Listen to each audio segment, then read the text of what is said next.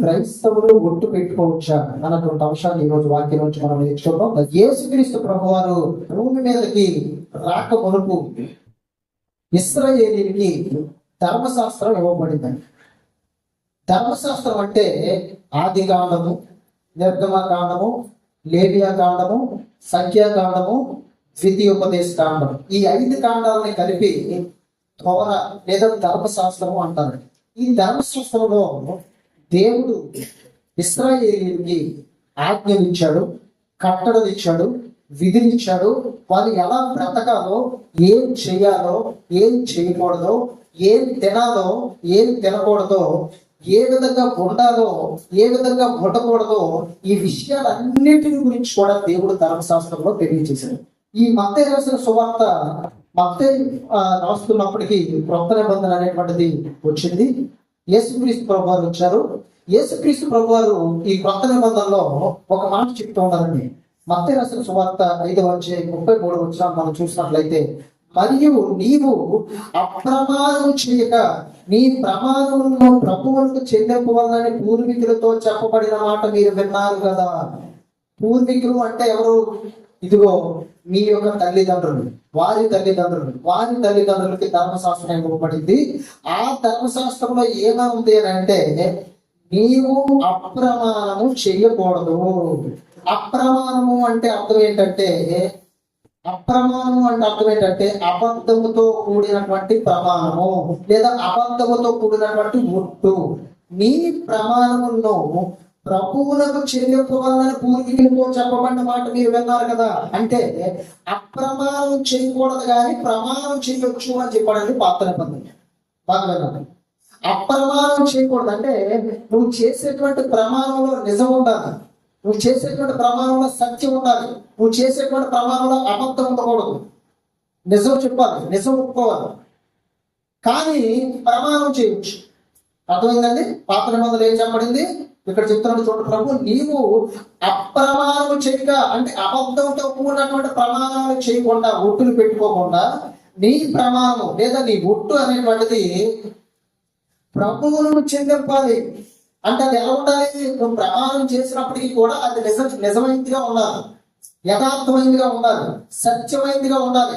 అందులో అబద్ధం ఉండకూడదు, అప్రమాణం చేయకూడదు, అబద్ధంతో కూడిన ప్రమాణం చేయకూడదు, కానీ సత్యంతో కూడినప్పుడు ప్రమాణం చేయొచ్చు అని పాత నిబంధనలో దేవుడు రాయించాడండి. ఒకసారి మాట మనం లేవియా కాండం 19:12 చదువుదాం. నా నమ్మకమును బట్టి అబద్ధ ప్రమాణము చేయకూడదు. ఏమని విధించాడు ఇక్కడ? ఏమని కట్టడిచ్చాడు దేవుడు ఇక్కడ ఇశ్రాయేలుకి? ఇదిగో నా పేరును బట్టి మీరు అబద్ధమైనటువంటి ప్రమాణాలు లేదా అబద్ధమైనటువంటి ఒట్టులు మీరు పెట్టకూడదు, అబద్ధ ప్రమాణాలు చేయకూడదు. అది కూడా నా పేరు ఉపయోగించి మీరు చేయకూడదు. నీ దేవుని నామమును అపవిత్రపరచకూడదు. నేను యెహోవాను. దేవుడు ఏమని చెప్తాడంటే, ఇదిగో నా పేరు మీద అబద్ధ ప్రమాణం మీరు చేశారంటే నా పేరు మీరు ఏం చేస్తున్నారు? అపవిత్రపరుస్తున్నారు. కాబట్టి నువ్వు ప్రమాణం చేసేటప్పుడు, ఒట్టు చేసేటప్పుడు నిజమైన ఒట్టు వేయాలి, నిజమైన ప్రమాణం చేయాలి. అది ఆ విధంగా చేయాలి తప్ప నా పేరు ఉపయోగించి అబద్ధ ప్రమాణం చేయకూడదు. అబద్ధపు ఒట్టులు నా పేరు మీద మీరు పెట్టుకోకూడదు. నా పేరుని ఆ విధంగా మీరు ఉపయోగించారంటే ఇదిగో నా పేరు అపవిత్రపరచబడతాది. ఇదిగో నేను యెహోవాని, నేను పరిశుద్ధుని కనుక మీరు పరిశుద్ధమైన ప్రమాణాలు చేయండి, పరిశుద్ధమైన ఒట్లు పెట్టాలి, పరిశుద్ధంగా యథార్థంగా నిజాయితీగా ఉండేటువంటి ప్రమాణాన్ని ఒట్టిని మీరు పెట్టాలి అని పాత నిబంధన కాలంలో దేవుడు ఇశ్రాయేలీయులకి ఈ ప్రమాణాన్ని లేదా ఈ ఒట్టుని గురించి చెప్పడం అనేటువంటిది జరిగిందండి. ఎలాంటి ప్రమాణం చేయకూడదని ఇశ్రాయేలీయులకు తెలుసంటే, ప్రమాణం చేసేటప్పుడు అబద్ధపు ప్రమాణాలు చేస్తే అది దేవుని నామం ఏం చేయబడుతుంది? అపవిత్రపరచబడుతుంది. కాబట్టి మనం ప్రమాణం చేసేటప్పుడు ఆ ప్రమాణం లేదా గుట్టు అనేటువంటిది యథార్థంగా ఉండాలి అని ఇశ్రాయేలీయులకు తెలుసండి. యేసుక్రీస్తు ప్రభువు కొత్త నిబంధనకు వచ్చేసరికి ఏమని చెప్తున్నారో మీరు జాగ్రత్తగా చూసినట్లయితే 34వ వచనంలో, నేను మీతో చెప్పినది ఏమనగా, ఎప్పటి వరకు మీరు విన్నారు ప్రమాణం చేయొచ్చు, అది కూడా యథార్థంగా చేయొచ్చు అని మీరు విన్నారు, కానీ ఇప్పుడు నేను మీతో చెప్తుంది ఏంటంటే, ఎంత మాత్రము ఒట్టు పెట్టుకోవద్దు. చూసారా తేడా? చూసారండి? ఇంతకుముందు మనం లేవియా కాలంలో చదువుకున్న విషయం ఏంటంటే నువ్వు నువ్వు అప్రమాణం చేయకూడదు, అబద్ధంగా ప్రమాణం చేయకూడదు. యథార్థమైన ప్రమాణమే, యథార్థమైన ఒట్టేది పెట్టుకోవాలి, యథార్థమైనప్పుడు ప్రమాణమే చేయాలి. ఒకవేళ అప్రమాణం చేస్తే దేవుని నామం అపవిత్రపరచబడుతుంది అని మనం పాత నిబంధనలో చదువుకున్నాం. క్రొత్త నిబంధనకు వచ్చేసరికి యేసుక్రీస్తు ఎంత మార్పు తీసుకొచ్చారో మీరు జాగ్రత్తగా చూడాలి. అసలు ఏమని చెప్తున్నారంటే అసలు మీరు ఒట్టే పెట్టుకోవద్దని చెప్పి, అది నిజమైన ఒట్టైనా అబద్ధమైన ఒట్టైనా, నిజమైన ప్రమాణమైనా అబద్ధమైన ప్రమాణమైనా అసలు ఒట్టే పెట్టుకోవద్దు. అంటే ఆ ప్రమాణం అనేటువంటి దానిని, ఆ ఒట్టు అనేటువంటి దాన్ని యేసుక్రీస్తు పూర్తిగా తీసేశారు. ప్రమాణం అనేటువంటి ఆ పదానికి ఇంకా అక్కడ స్థానం లేదండి. అది ఉండదు, ఇంకా తీస్తారండి దేవుడు. ప్రభు తీసేశారు దాన్ని. అంత మాత్రము మీరు అసలు ఒట్టే పెట్టుకోవద్దని చెప్పారు. ఒట్టే అనే దాన్ని ఇంకా తాగులేదు, స్థలం లేదు. ఇప్పుడు అలాగే ఎవరైనా పాత నిబంధనలో ప్రమాణం చేశారా అని చూసినట్లయితే రాజు 2వ గ్రంథం 2వ అధ్యాయం 1 నుండి 2వ వచనం వరకు చదువుతాను. యెహోవా సుడిగాలి చేత ఏలియాను ఆకాశములకు ఆరోహణం చేయకపో కాలమున ఏలియాయు ఎలీషాయు కూడి గిల్గాలు నుండి వెళ్ళిచుండగా ఏలియా యెహోవా నన్ను బేతేలును పొమ్మని సెలవించి ఉన్నాడు కనుక నీవు దయచేసి ఇక్కడ ఉండమని ఎలీషాతో అని జాగ్రత్తగా చూడండి. మరణం లేకుండా ఇద్దరు వ్యక్తుల్ని దేవుడు ముఖ్యంగా బైబిల్ గ్రంథంలో తీసుకొని వెళ్ళాడు. హానోకు, ఏలియా. వీరిద్దరికి ఉన్నటువంటి ప్రాముఖ్యత ఏంటంటే అక్కడ చెప్తున్నాడు చూడండి. యెహోవా సుడిగాలి చేత ఏలియాను ఆకాశమునకు ఆరోహణము చేయించుకోకాలమున అన్నాడంటే, అంటే సుడిగాలి వచ్చి ఇదిగో ఆకాశానికి తీసుకుని వెళ్ళిపోతుంది, ఏలియాని ఆకాశానికి తీసుకుని వెళ్ళిపోతుంది. కాబట్టి చేయకపో కాలమున ఏలియాయు ఎలీషాయు కూడి గిల్గాలు నుండి వెళ్ళిచుండగా ఇదిగో దేవుడు ఏలియాని తీసుకెళ్ళిపోయే కాలం వచ్చింది, ఏలియాని ఆకాశానికి తీసుకొని వెళ్ళిపోయే కాలం వచ్చింది. కాబట్టి ఏలియా ఎలీషా గిల్గాలు అనబడిన ప్రాంతం నుండి వెళ్తుండగా 2వ వచనం ఏలియా యెహోవా నన్ను బేతేలుకు పొమ్మని సెలవిచ్చుచున్నాడు కనుక నీవు దయచేసి ఇక్కడ ఉండమని ఎలీషాతో ఆయన ఏమని చెప్తున్నాడండి. ఈ ఏలియా ఎలీషా ఎవరంటే ఏలియా గురువు అయితే ఎలీషా శిష్యుడు. వీరిద్దరు కూడా మరి ఆ గిల్గాలు అమ్మనటువంటి ప్రాంతం నుండి వెళ్తూ ఉండగా ఏలియా తన యొక్క శిష్యుడైనటువంటి ఎలీషాతో చెప్తున్నాడు, ఇదిగో దేవుడు నన్ను తీసుకొని వెళ్ళిపోతున్నాడు కనుక మరి ఇదిగో దేవుడు నన్ను బేతేలు అనబడినటువంటి ప్రాంతానికి వెళ్ళమని చెప్పాడు. బేతేలు అనబడినటువంటి ప్రాంతానికి నన్ను వెళ్ళమని చెప్పాడు. కాబట్టి ఇక్కడ ఉండిపో, దేవుడు నన్ను తీసుకొని వెళ్ళిపోతాడు కాబట్టి ఇక్కడ ఉండిపో అని తన శిష్యుడైనటువంటి ఎలీషాతో చెప్తే ఎలీషా ఏమన్నాడు మీరు జాగ్రత్తగా చూడండి. అక్కడ ఎలీషా యెహోవా జీవముతోడు నీ జీవముతోడు నేను నిన్ను విడువలని చెప్పగా వారిద్దరూ బేతేలుకు ప్రయాణం చేసిరి. అప్పుడు ఎలీషా ఏమని ఉద్దేశాడో తెలుసా? ఈ ఎలీషా ఏమని ప్రమాణం చేశాడో తెలుసా? ఏలియాతో యెహోవా జీవముతోడు నీ జీవము ప్రమాణం చేశాడా ఎలీషా? ఏలియాతో ప్రమాణం చేశాడు. యెహోవా జీవముతోడు, ఇదిగో దేవుడు తోడు నీ తోడు, నేనైతే మాత్రం నేను మొదలు, నేను నిన్ను విడిచిపెట్టను, నువ్వు ఎక్కడికి వెళ్తే అక్కడికి వస్తాను, నువ్వు దేవుడు నిన్ను తీసుకొని వెళ్ళిపోయేంత వరకు కూడా నువ్వు ఎక్కడికి వెళ్తే అక్కడికి వస్తాను. ఇంకా మిగతా సందర్భంతో కూడా చదివితే ఇంకా చాలా సార్లు ఆ మాట పలికినట్లు మనం చూడగలుగుతున్నాం. ఇలా పాత నిబంధనలు మనం చూసినట్లయితే చాలా మంది ఇలాంటి ప్రమాణాలు దేవుని పేరు మీద, ప్రవక్తల పేరు మీద చేశారు. అంటే పాత నిబంధన రూల్ ప్రకారం ఏంటంటే ఒట్టేయొచ్చు, కానీ ఆ ఒట్టి ఎలా ఉండాలంటే యథార్థంగా ఉండాలి, నిజంగా ఉండాలి, సత్యమైనటువంటి ఒట్టే ఉండాలి. అందులో అబద్ధం ఏమాత్రం ఆ రకమైన ఒట్టేయొచ్చు పాత నిబంధన ప్రకారం, ఆ రకమైన ప్రమాణం చేయొచ్చు పాత నిబంధన ప్రకారం. కానీ కొత్త నిబంధనకు వచ్చేసరికి ప్రభువు ఆ విధిని లేదా ఆ లాని ఎలా మార్చేశాడో మీకు జాగ్రత్తగా ఇప్పుడు మనం చదువుదామండి. మత్తయి సువార్త 5వ అధ్యాయం 34వ వచనం చదువుదాం. నేను మీతో చెప్పింది ఏమనగా ఎంత మాత్రము ఒట్టు పెట్టుకోవద్దు, అసలు ఒట్టే పెట్టుకోవద్దు అనేసాడు. అది నిజమైన ఒట్టైనా అబద్ధమైన ఒట్టైనా, నిజమైన ప్రమాణమైనా అబద్ధమైన ప్రమాణమైనా అసలు ఒట్టు అనేది మీరు పెట్టుకోవద్దు అని చెప్పాడు. ఒట్టు అనే మాటగా మీరు దూరంగా ఉండాలి, ఒట్టు అనే మాటలే మీ దగ్గరికి రానివ్వకూడదు, ఒట్టు అనే మాట లేదా ప్రమాణం అనే మాట మీ దగ్గరికి రానివ్వకూడదు. అసలు ఒట్టు మీరు ఎంత మాత్రం పెట్టుకోవద్దు, అసలు ససేమిగా ఒట్టు పెట్టుకోవద్దు అని చెప్పాడు.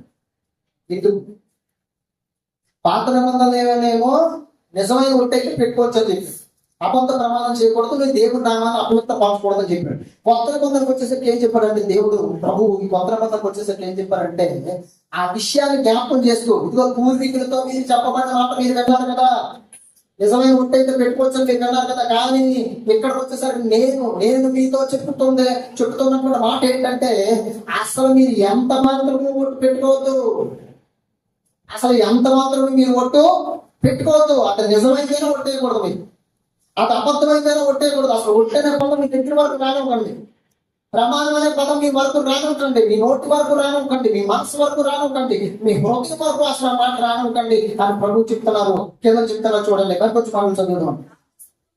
ఆకాశముతో అనవద్దు, అది దేవుని సింహాసనం. ఒకవేళ మీరు ఒట్టు పెట్టుకుంటున్నారేమో, అలా ఒట్టు పెట్టుకుంటున్నప్పుడు ఇదిగోనండి ఆకాశం తోడు అనొద్దు. ఎందుకనంటే ఆకాశం ఇదిగో దేవుని సింహాసనం అని చెప్పాడండి. ఆకాశం దేవుని సింహాసనం. ఏంటి సింహాసనం అనేటువంటిది రాజులు కూర్చునే సింహాసనాన్ని మనం చూసి ఉంటాం. ఏంటి అధికారులు కూర్చునే సింహాసనాన్ని మనం చూసి ఉంటాం. వాళ్ళ సింహాసనం ఎంత ఉంటుందంటే కొద్ది పరిమాణం ఉంటుంది, కొన్ని కొలతల వరకే ఉంటుందండి, కొన్ని కొలతల వరకే ఉంటుంది. కానీ దేవుడి సింహాసనం ఎంతో తెలుసా? ఆకాశమే దేవుడి సింహాసనం. ఆయన కూర్చునే స్థలం ఆకాశమే దేవుడి సింహాసనం. దానికి కొలతలు ఉండదు, దానికి పరిమాణం ఉండదు, దాని వైశాల్యం అంతా మనకు తెలీదు. భూమి మీద ఉన్న ఏ మనిషికి తెలీదు. ఆకాశ వైశాల్యం, ఆకాశ పరిమాణం ఎంతో తెలీదు, ఆకాశం అంచు ఎంతవరకు ఉందో తెలీదు. అలాంటి ఆకాశం దేవుడికి సింహాసనం అంటే. ఆకాశం క్రింద ఏమున్నాయంటే సూర్యుడు ఉన్నాడు, చంద్రుడు ఉన్నాడు, నక్షత్రాలు ఉన్నాయి, గ్రహాలు ఉన్నాయి, విశ్వంలో ఉన్నటువంటి అనేకమైనటువంటి ఆస్ట్రాయిడ్స్ ఉన్నాయి. ఇలాంటివన్నీ కూడా బోల్డ్ ఉన్నాయండి. చాలా మంది వాటితో కూడా ఒట్టు పెట్టుకుంటారు. సూర్యుడి మీద ఒట్టేసేటువంటి వారు చాలా మంది ఉంటారండి, చంద్రుడి మీద ఒట్టేసేటువంటి వారు చాలా మంది ఉంటారు, గ్రహాల మీద ఒట్టేసేటువంటి వారు చాలా మంది ఉంటారు, ఆకాశంతో ఒట్టేసేటువంటి వారు చాలా మంది ఉంటారు. ఏమంటే ఇక్కడ మనం చూసినట్లయితే అసలు ఆకాశమే దేవుని సింహాసనం అని చెప్పాడండి. ఆకాశమే దేవుని సింహాసనం. కాబట్టి నువ్వు ఒట్టేసేటప్పుడు ఆకాశము తోడనద్దు, అది దేవుని సింహాసనం. ఇంకా మనం చెప్తున్నాడు చూడండి, భూమి తోడనవద్దు, అది ఆయన పాదపీఠము. ఆకాశమేమో దేవుడి సింహాసనం అయితే భూమి ఏమో దేవుడు కాలు పెట్టుకునే స్థలం. ఆయన పాదపీఠం, భూమి ఆయన కాలు పెట్టుకునే స్థలం అండి. ఆకాశమేమో ఆయన కూర్చున్న సింహాసనం అయితే ఈ భూమి అట ఆయన కాలు పెట్టుకునే పాదపీఠం అంటుంది. అంటే దేవుడు ఎంత ఉంటాడో మీరు అర్థం చేసుకోండి. యేసుక్రీస్తు ప్రభువారు శిలువ మీద 6 అడుగుల మనిషి వేలాడుతుంటే, యేసుక్రీస్తు ప్రభువారు శిలువ మీద 6 అడుగుల మనిషి వేలాడుతుంటే, నీవు దేవుని కుమారుడువా, నువ్వు దేవుని కుమారుడు అయితే కిందకి దిగిరా, అప్పుడు మేము ఎవరు విశ్వాసం ఉంచుతాం అంటున్నారండి. అంటే ఈ దేవుడు మనిషిగా భూమి మీదకి వచ్చేటప్పుడు, శరీరాన్ని ధరించుకొని భూమి మీదకి వచ్చేటప్పుడు దేవుని ఆకారం మనంత ఆకారమైంది. ఆయన లేకుండా ఏది కలగలేదు. అది ఆకాశంలో అయినా, సింహాసనంలో అయినా, ప్రభుత్వంలో అయినా, ఏవైనా సరే క్రీస్తునందు అవన్నీ కూడా ఏర్పాటు చేయబడ్డాయని అపోస్తలుడైన పౌలు గారు మనం నేర్చుకున్నామండి. అంటే పరలోకం ఏర్పాటు చేయబడింది, ఆకాశం ఏర్పాటు చేయబడ్డాయి, భూమి ఏర్పాటు చేయబడింది, తర్వాత విశ్వం ఏర్పాటు చేయబడింది. అంటే ప్రభు అయిన యేసుక్రీస్తు ద్వారా. ఆ ఆకాశం అనే సింహాసనం మీద దేవుడు కూర్చుంటే అది ఆయన సింహాసనం అయితే, భూమి ఏమో దేవుడు కాలు పెట్టుకునే స్థలం. చాలా మంది ఒట్టు వేసే సందర్భం వచ్చేటప్పుడు భూమి మీద ఒట్టేస్తారు, భూమి తోడని. దానికి ఒక పేరు కూడా యాడ్ చేస్తారండి. ఇక్కడ మనం చూసినట్లయితే భూమి అసలు ఏమనుకుంటున్నారు? దేవుడు కాలు పెట్టుకునే స్థలం అంట. ఆకాశం ఏమో దేవుని సింహాసనం, భూమి ఏమో ఆయన కాలు పెట్టుకునే స్థలం అంటే. అంటే దేవుడు ఎంత ఉంటాడో మీరు అర్థం చేసుకోండి. అందుకే సులోమోను ఏమన్నాడు తెలుసండి, మహాకాశాలు పట్టజాలని దేవాది దేవుడు అంటాడు. అంటే దేవుడి యొక్క ఆకారం, దేవుడి పరిమాణం ఆకాశం పట్టదట, మహాకాశాలు కూడా పట్టవు. అందుకే దావీదు కూడా ఏమంటున్నాడు తెలుసా, నీవు కలుగు చేసినటువంటి వీటన్నింటినీ చూడగా, సూర్యుని, నక్షత్రాలని, గ్రహాలను అన్నింటినీ చూడగా, ఆకాశాన్ని చూడగా, మనిషిని జ్ఞాపకం చేసుకున్నట్టు నువ్వు వాడు ఏపాటి వాడు, నరబుద్ధిని దర్శించుకు వాడు ఏపాటి వాడు ప్రభు. అసలు నువ్వు జ్ఞాపకం చేసుకోవడానికి నీ దృష్టిలో నేను కనిపిస్తాను భూమి మీద. నువ్వు కలుగు చేసినటువంటి నక్షత్రాలని, నువ్వు కలుగు చేసినటువంటి ఆకాశాన్ని నేను చూడగా, మనుష్యుని జ్ఞాపకం చేసుకోవడానికి వాడు ఏపాటి వాడు. దేవుడు మనిషిని జ్ఞాపకం చేసుకోవాలంటే అసలు మనిషి దేవుడి ముందు కనిపించిన ఒక చిన్న నల్లకంత వాడండి, చిన్న నల్లకంత వాడు, చిన్న నలుసంత వాడండి. దేవుడు కలుగురుగా కానీ చెబితే సూర్యుడు లాంటి కొన్ని వందల లక్షల కోట్లుగా 10 నక్షత్రాలు కలిగితే ఈరోజు మనిషి అందరూ ఒక ఇసుకలేను అనుకుంటారు. అయినా సరే దేవుడిని జ్ఞాపకం చేసుకోవడం తన స్వరూపంలో తన కోరిక చొప్పున దేవుడిని ఎందుకు తయారు చేశాడంటే, ఇదిగో నాయన నీ దేవుడు నేను ఉన్నాను, ఆకాశం సింహాసనం, భూమి నా పాత్రపీఠం, నేను కాలు పెట్టుకున్న స్థలం భూమి. తల చదువులో యెరూషలేముతో అనవద్దు, అది మహారాజు పట్టణం. యెరూషలేముతో అనవద్దు. యెరూషలేం అనేటువంటి ఎక్కడ ఉంది? ఇశ్రాయేలు దేశంలో ఒక క్యాపిటల్ సిటీ అండి. ఇశ్రాయేల్ దేశంలో యెరూషలేం అనేటువంటి ఒక క్యాపిటల్ సిటీ. ఆ క్యాపిటల్ సిటీ యెరూషలేముతో అనవద్దు, అది అక్కడ దేవుని మందిరం ఉంది, అది మహారాజు పట్టణం. మహారాజు పట్టణం అంటే యెరూషలేముతో కూడా అనవద్దు. అంటే ఇశ్రాయేలుకి యూదులకు ఉన్నటువంటి అలవాటు ఏంటంటే, ఏదైనా శ్రమ వచ్చినప్పుడు, ఏదైనా దుఃఖం వచ్చినప్పుడు దేవుడు ఒక మాట చెప్పడండి, ఇదిగో దేవుని మందిరంతో మీరు ఏ ప్లేస్ లో ఉన్నా కానీ దేవుని మందిరంతో మీరు చేతులు చాపి మీరు ప్రార్థన చేయండి, మీ పాపాన్ని ఒప్పుకోండి, నేను మిమ్మల్ని స్వస్థపరుస్తాను, మీకు సహాయం చేస్తానని పాత్ర బంధంలో దేవుడు చెప్పాడు. చాలా మందికి అది అలవాటుగా మారిపోయిందంటే, మాట్లాడుకునేటప్పుడు ఇది యెరూషలేము తోడు అని మాట్లాడుకోవడం ప్రారంభించారంటే ఇశ్రాయేలు. యెరూషలేము మీద ప్రమాణం చేసి చెప్తున్నాను, ఇదిగో మహారాజు పట్టణమైనటువంటి యెరూషలేము మీద ప్రమాణం చేసి చెప్తున్నాను అని మాట్లాడుకోవడం ప్రారంభిస్తే దేవుడు దాన్ని ఏమని చెప్తాడంటే, యెరూషలేము తోడు కూడా అనవద్దు మీరు, యెరూషలేము తోడు కూడా ఒట్టి పెట్టుకోదు మీరు, ఎందుకంటే అది మహారాజు పట్టణం, అది మహారాజు పట్టణం. నీ తల తోడని ఒట్టి పెట్టుకోవద్దు, నీవు ఒక వెంట్రుకలైనను తెలుపుగా గాని నలుపుగా గాని చెయ్యలేవు. ఏమండి, చాలా మంది ఒట్టు వేసేటప్పుడు చాలా రకాలైనటువంటి ఒట్లు మనం చూస్తుంటాం. కొంతమంది ఏమో తల మీద ఒట్టు పెట్టుకుంటే, కొంతమంది ఏమో తల్లిదండ్రుల మీద ఒట్టు పెట్టుకుంటే, కొంతమంది ఏమో భూమి మీద ఒట్టు పెట్టుకుంటే, కొంతమంది ఏమో ఆకాశం మీద ఒట్టు పెట్టుకుంటే, కొంతమంది ఏమో రథం అని వాళ్ళు ఏ బండి అయితే బైక్ అయితే బైక్, కారు అయితే కారు, ఆటో అయితే ఆటో, లేకపోతే ఏ వస్తువు ఏదైతే అది ఈ రథం మీద ఉంటే చెప్తారండి, మీరు విన్నాను లేదు. అలాగే కొంతమంది ఏమో అన్నం తింటుండగా కానీ ఏదైనా సందర్భం వచ్చింది అనుకోండి, ఇదిగో నేను తింటున్నటువంటి ఈ కూడు మీద ఉంటే లేకపోతే ఈ ఆహారం మీద ఉంటే చెప్తారండి. అలాగే ఇంకా చాలా సందర్భాల్లో మనం చూసినట్లయితే మన తల్లి మీద కానీ పిల్లల మీద కానీ అంటే బాగా తాగేటువంటి అలవాటు ఉన్నటువంటి పాట ఏం చెప్తారు తెలుసా, ఇదిగో పిల్లల మీద ఉంటారు, నేను రేపు నుంచి మరి తాగమంటారండి. కానీ మరుసటి రోజు ఏంటి అంతకంటే ఎక్కువ తాగేసి వచ్చేస్తారు. అంటే ఈ ఒట్టు అనేటువంటి ఒట్టులో కనిపిస్తున్న ప్రతి దాంట్లో కూడా ఏమి శాతం ఎక్కువగా పెరిగిపోతుందంటే అబద్ధం పెరిగిపోతుంది. ఒట్టులో నిజాయితీ కనిపించట్లేదు, దేవుడికి నిజాయితీ కనిపించట్లేదండి. ప్రతి ఒట్టులో కూడా అబద్ధమే కనిపిస్తుంది. కాబట్టి దేవుడు ఏం చెప్పాడంటే, మీరు ఎంత మాత్రం ఒట్టు పెట్టుకోవద్దు. అంటే ఒట్టులో చాలా రకాలు ఉన్నాయి. ఆకాశం తోడని కొందరు, తల తోడని కొందరు, పిల్లల తోడని కొందరు, రథం తోడని కొందరు, ఆహారం అన్నం తోడని కొందరు, ఏమంటే నా ఇంటి తోడని కొందరు, ఇదిగో వారికి సంబంధించినటువంటి దేవతలు ఎవరైతే ఉన్నారో వారి చూడని కొంతమంది. ఇలా మనం చూసినట్లయితే ఒట్టులు అనేటువంటివి విస్తృతంగా పెరిగిపోతున్నాయి. ఒట్టులు అనేటువంటివి రకరకాలుగా ఉన్నాయి. అంటే ఒట్టు అనేది దేనికి ఉపయోగపడుతుంది అంటే, నువ్వు చెప్పేటువంటి మాట ఎదుటి వ్యక్తిని నమ్మించడానికి, నువ్వు చెప్పేటువంటి మాట అది అబద్ధమైనా నిజమైనా ఎదుటి వ్యక్తి మనసులో నువ్వు చెప్పేటువంటి మాట నిజమైన నమ్మించడానికి నువ్వు ఉపయోగించేది ఒట్టు. ఆ ఒట్టు కోసం నువ్వు తలను వాడుకుంటున్నావు, ఆ ఒట్టు కోసం నువ్వు యెరూషలేమును వాడుకుంటున్నావు, ఆ ఒట్టు కోసం ఆకాశాన్ని వాడుకుంటున్నావు, ఆ ఒట్టు కోసం భూమిని వాడుకుంటున్నావు, ఆ ఒట్టు కోసం ఏమో పిల్లలు వాడుకుంటున్నావు, ఆ ఒట్టు కోసం ఏమో వస్తువులు వాడుకుంటున్నావు, ఆ ఒట్టు కోసం ఏమో డబ్బులు వాడుకుంటున్నావు. నేను డబ్బు మీద కూడా ఒట్టేసేవాళ్ళు చాలా ఉంటుంది. ఆ యొక్క ఒట్టు కోసం ఏమో రకరకాలైనటువంటి పరికరాలను వాడుకుంటున్నావు. అంటే నువ్వు చెప్పేటువంటి మాట అవతల వ్యక్తికి నమ్మకాన్ని, అవతల వ్యక్తి హృదయంలో నమ్మకాన్ని కలిగించాలంటే ఒట్టు అనేటువంటిది అక్కడ ప్రాముఖ్యంగా మారిపోయింది. కానీ ఆ ఒట్టు అనేటువంటి దాంట్లో ఎంతవరకు నిజం ఉందంటే నిజాలు కనిపించట్లేదు. ఒట్టు అనేటువంటి దాంట్లో అబద్ధ శాతాలు పెరిగిపోతాయి తప్ప నిజాల శాతాలు కనిపించట్లేదు. ప్రభు అందుకే ఏం చెప్పారు తెలుసా, నీ తల తోడనవద్దు, నువ్వు ఒక వెంట్రుకనైనా తెలుపుగా కానీ నలుపుగా కానీ చెయ్యలేవు. ఇంకా మనం చూసినప్పుడు తెగేమన్నాడు చూడండి, మీ మాట అవునంటే అవును, కాదంటే కాదు అని ఉండవలేను. ఏం చేశాడు తెలుసండి యేసుక్రీస్తు ప్రభువు ఫైనల్ గా, ఇదిగో మీరు అసలు ఎంత మాత్రము ఒడ్డు పెట్టుకోవద్దు. అసలు మీరు మాట్లాడేటప్పుడు మీ మాట ఎలా ఉండాలో తెలుసా?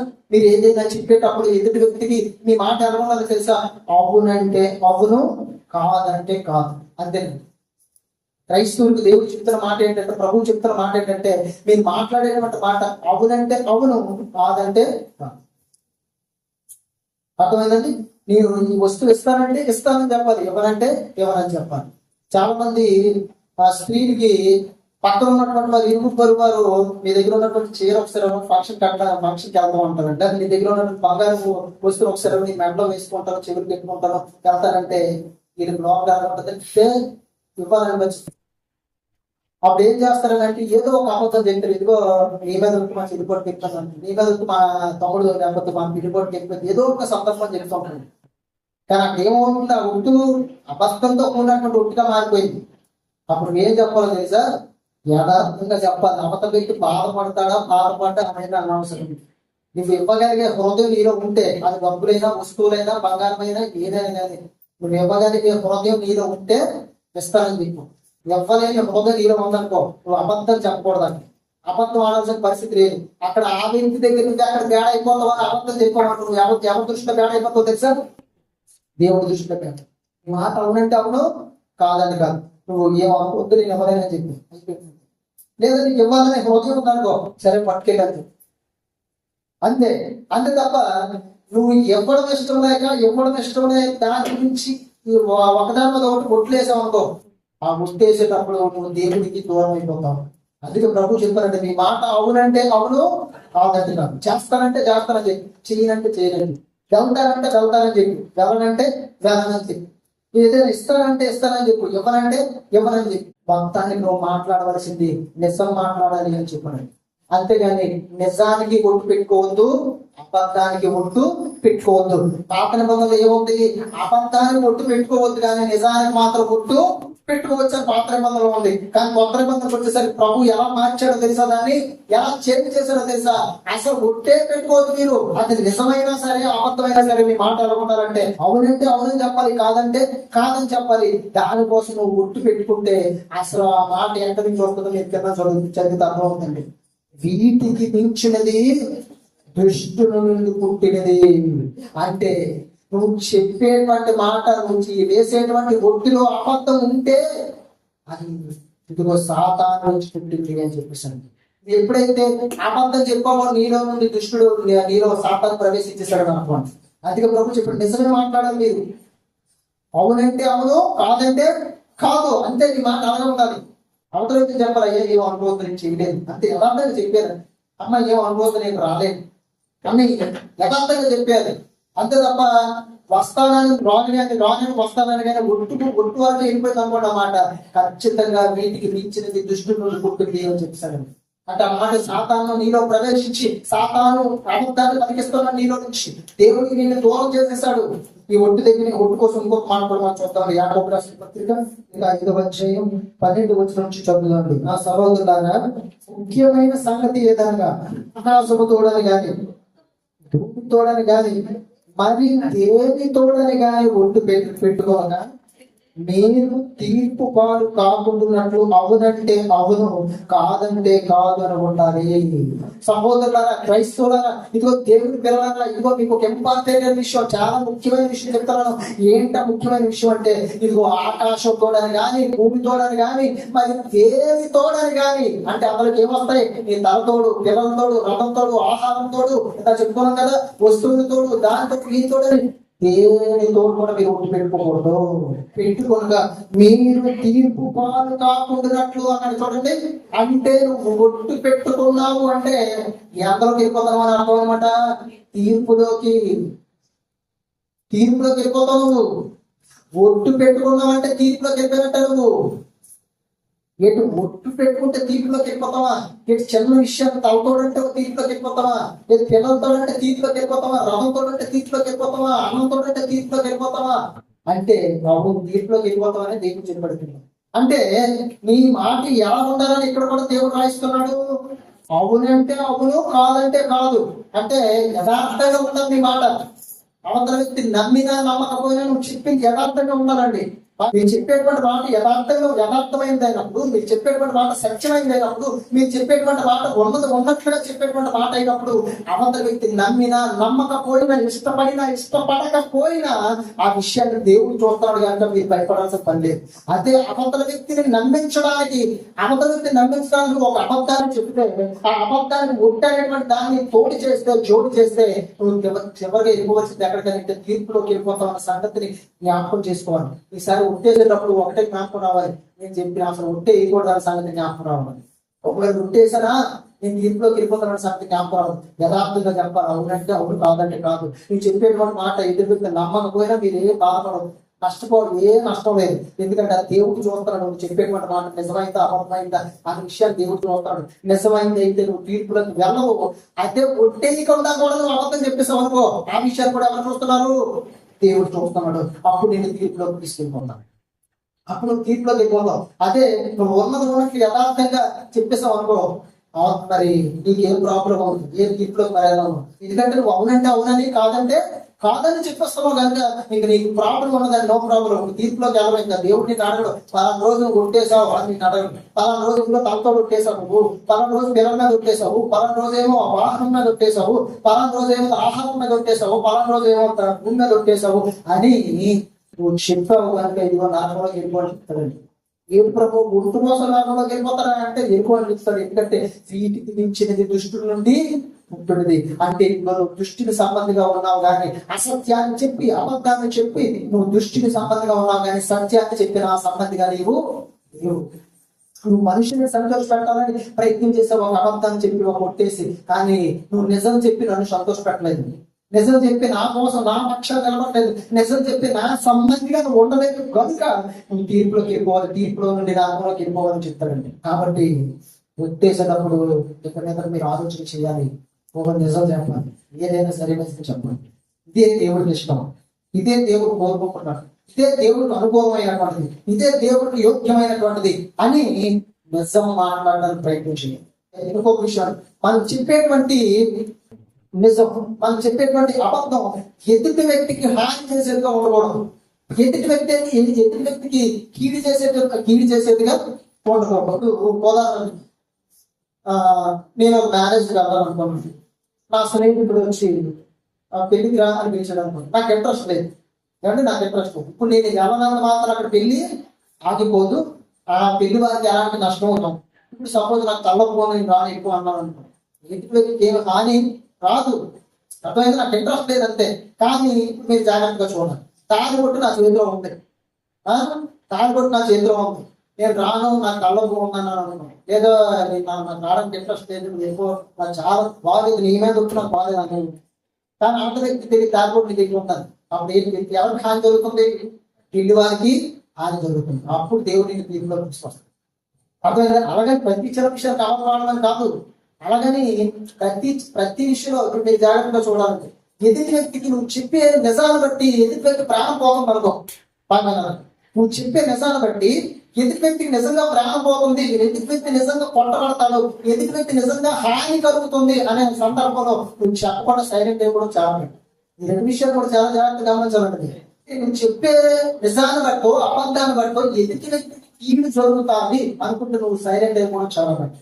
దేవుడు చెప్తున్నాడు, ఆకాశం తోడు అనొద్దు, భూమి తోడు అనొద్దు, దేని తోడు అనొద్దు, అవునంటే అవును, కాదంటే కాదు, లేదా మీరు తీర్పులోనికి వెళ్ళిపోతారు. మంచి హృదయాన్ని కలిగి, మంచి ప్రేమను కలిగి, యథార్థమైనటువంటి మనసుతో దేవుడు భయపడే వారిగా మనం ఉండాలి. ఒకటి నిజం చెప్పాలి, అవునంటే అవునని చెప్పాలి, కాదంటే కాదని చెప్పాలి. వీటికి మించినది దృష్టి నుండి పుట్టేది అన్న సంగతిని మనం జ్ఞాపకం చేసుకోవాలి.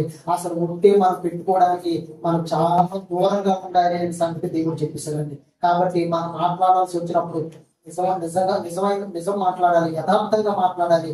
దేవునికి సంతోషపెట్టినటువంటి మరి మాటలు మన హృదయం నుంచి, మన యొక్క నోటిలో నుంచి రావాలి.